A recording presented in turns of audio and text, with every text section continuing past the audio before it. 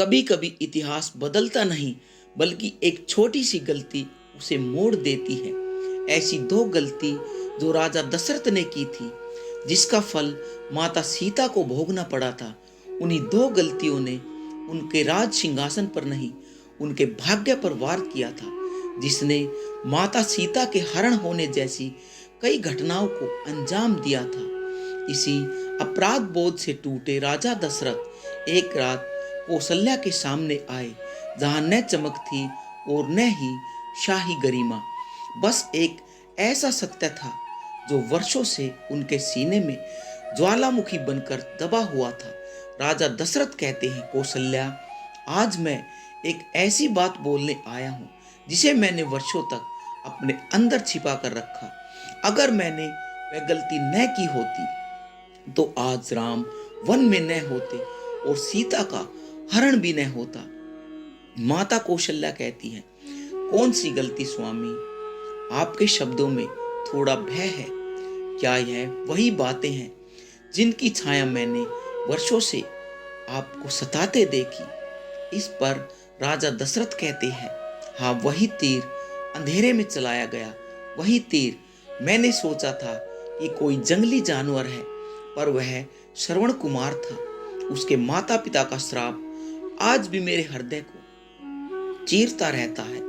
माता कौशल्या कहती है, आपने कभी स्वीकार नहीं किया, आज क्यों?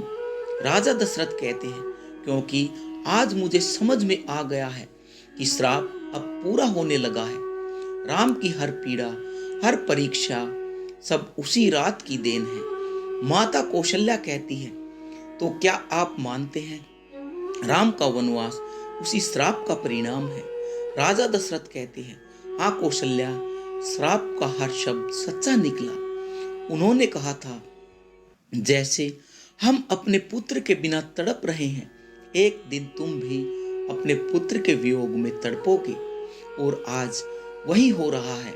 राम दूर है और मैं टूट रहा हूं। माता कौशल्या कहती है, अगर यह सच है तो आगे क्या होगा स्वामी?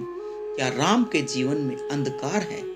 राजा दशरथ कहते हैं, हाँ, मैं महसूस कर रहा हूं कि राम को जिस राह पर भेजा गया है वह केवल वनवास नहीं, वह एक परीक्षा पथ है।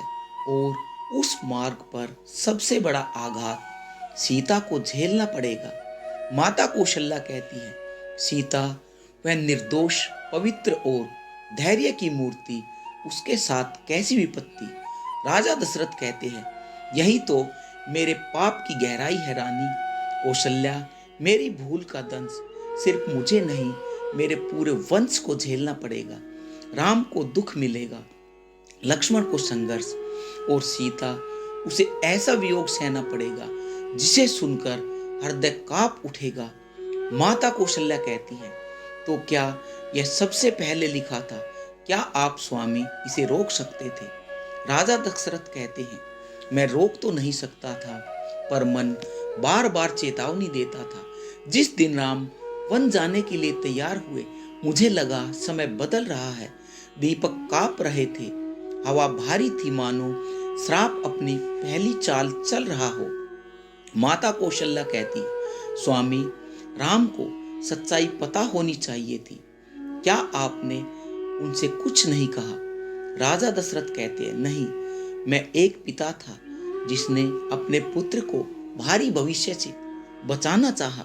मैंने सोचा मेरा अपराध, मेरा बोझ मेरे साथ ही समाप्त हो जाएगा, पर आज मैं समझ रहा हूं कि छिपा हुआ सत्य और बड़ा घाव बन जाता है। माता कौशल्या कहती है, अगर आप यह बोझ उठाए बैठे रहेंगे तो आप स्वयं ही अंदर से टूट जाएंगे। आपको राम को बताना चाहिए था। राजा दशरथ कहते हैं, मैं राम के सामने कभी बोल नहीं पाया, क्योंकि उसकी आंखों में प्रकाश था और मैं उस प्रकाश में अपना पाप नहीं डाल पाया।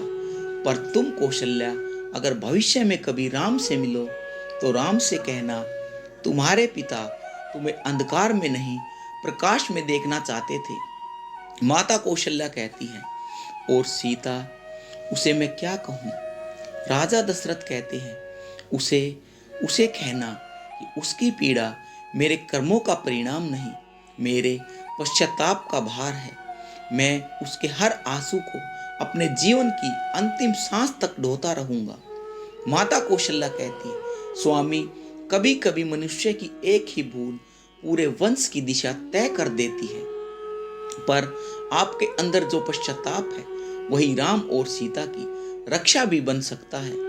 इस पर राजा दशरथ कहते हैं, काश सच वही होता, काश मेरा हाथ उस रात कांप गया होता, काश वह तीर चलने से रुक जाता, तो आज मेरा राम और मेरी सीता दोनों सुख में होते।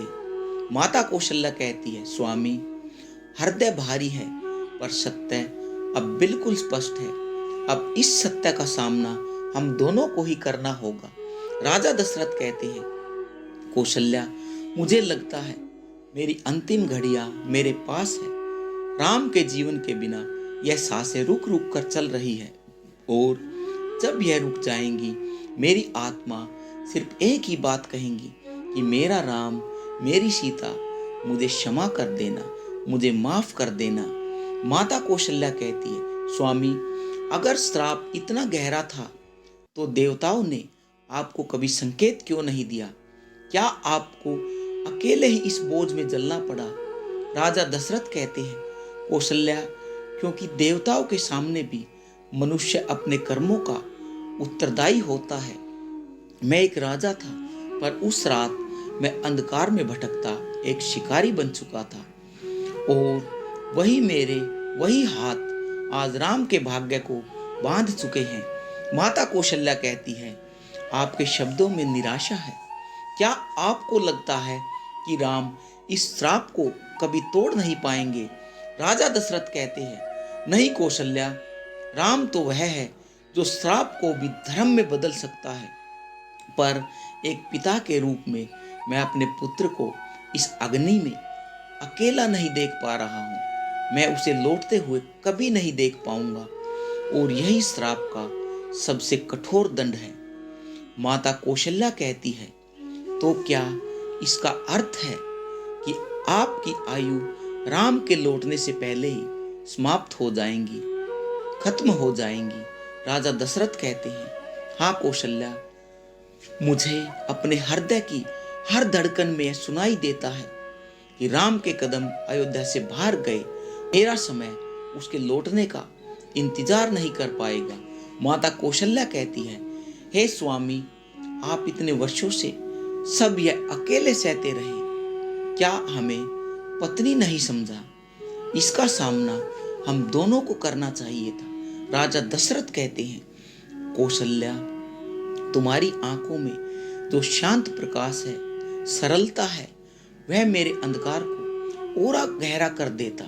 मैं चाहता था मेरी गलती का कोई साया तुम पर न पड़े, पर आज जब राम वन में है और सीता उसी मार्ग पर है जहाँ हर कदम पर खतरा है, तो यह बार मैं अकेले नहीं उठा पाया। इस पर माता कौशल्या कहती है, हे स्वामी, यदि यह श्राप इतना कठोर है तो इसका अंत कहाँ है? राम और सीता का भविष्य कहाँ जाकर टिकेगा? राजा दशरथ कहते हैं, कौशल्या, मैंने सपनों में एक दृश्य बार बार देखा है। वन में अंधेरा, सीता एक रेखा के अंदर खड़ी है और एक दानव उसकी ओर बढ़ रहा है। मैं चिल्लाता हूँ, सीता वहां मत जाना, सीता वहां मत जाना, पर मेरी आवाज उसके पास नहीं पहुंचती, और राम दूर है, इतनी दूर कि वे सीता की पुकार तक नहीं सुन सकते। माता कौशल्या कंपित आवाज में कहती हैं, आपने यह दृश्य कभी पहले देखा था? राजा दशरथ कहते हैं, हाँ, पर मैंने इसे मन का भ्रम समझकर टाल दिया था। आज मैं समझ रहा हूं कि वह कोई स्वप्न नहीं था, वह भविष्य का ही एक संकेत था। माता कौशल्या कहती है, अगर सीता के साथ ऐसा होगा तो राम क्या करेंगे? वह तो अपने कर्तव्य के लिए पूरी दुनिया से लड़ सकते हैं। राजा दशरथ कहते हैं, इसीलिए तो मुझे डर है, मुझे भय है कि सीता का वियोग राम के अंदर के शांत सागर को तूफान बना देगा, और जब राम का धैर्य टूटेगा तो इस संसार की हर शक्ति कांप उठेगी। माता कौशल्या कहती है, हे स्वामी, यह आगे का मार्ग कितना भयानक होगा। राजा दशरथ कहते हैं, हाँ, पर कौशल्या, राम और सीता दोनों जन्म से नहीं, धर्म से भी महान हैं, पवित्र हैं। उन पर अंधकार अवश्य आएगा, पर अंत में विजय प्रकाश की होगी, सत्य की होगी। बस मेरी यही पीड़ा है, वह दिन देखने के लिए मैं जीवित नहीं रहूंगा। माता कौशल्या कहती है, हे स्वामी, अंतिम क्षणों में आपको क्या चाहिए? राजा दशरथ कहते हैं, सिर्फ दो बातें। पहली, यदि राम लौटे और पूछे, पिता ने मुझे वन जाने से क्यों नहीं रोका, तो तुम राम से कहना, उन्होंने तुम्हें रोका था अपने आंसुओं में। और दूसरी बात, यदि सीता रोए तो उसे कहना, तुम्हारा एक भी आंसू की बूंद मेरे हृदय पर गिर चुकी है, और वही मेरी अंतिम यात्रा का दीपक बनेगी। कभी कभी जीवन में कोई विशाल तूफान अचानक ही नहीं आ जाता, वह जन्म लेता है किसी बहुत ही छोटी सी गलती के कारण। एक ऐसी गलती जिसे हम उस समय छोटी समझकर, तुच्छ समझकर अनदेखी कर देते हैं, पर वही गलती धीरे धीरे हमारा भाग्य बदलने लगती है। लोग सोचते हैं एक छोटी बात से क्या फर्क पड़ेगा, पर इतिहास बार बार उन्हें बताता है कि इंसान का सबसे बड़ा पतन तब शुरू होता है जब वह छोटी गलतियों को भी हल्के में लेने लगता है। राजा दशरथ के जीवन में भी यही हुआ था। एक पल की असावधानी, एक तीर अंधेरे में चलाने की हड़बड़ी, और वही तीर बन गया उनके पूरे वंश के दुखों का कारण। उन्हें लगा था बस एक गलती है, समय के साथ ढक जाएगी, समय इसे ढक देगा, पर समय ने उसे धोया नहीं, बल्कि उससे एक श्राप जन्मा, जिसने राम जैसे पुत्र को वनवास दिया और सीता जैसी पवित्र स्त्री को अपार वेदना, अपार कष्ट। यह